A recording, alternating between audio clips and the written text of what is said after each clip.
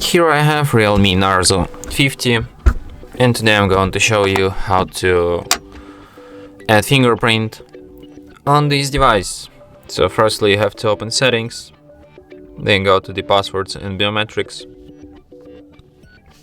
add fingerprint, continue, then you have to set up screen lock, but firstly you can select screen lock type. You can use 6-digit code, you can use different password type like pattern, 4-digit password and other ones.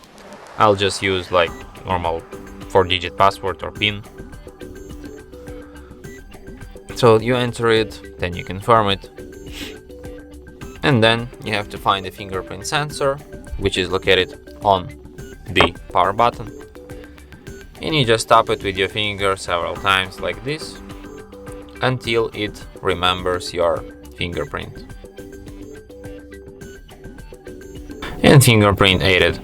And now, for example, you can unlock your device without entering any passcode by just slightly tapping power button with your finger, and it will be instantly unlocked. So easy, like locked, whoop, unlocked. And that's it. Thanks for watching. If you find this tutorial useful, don't forget to hit that like button and subscribe to our channel.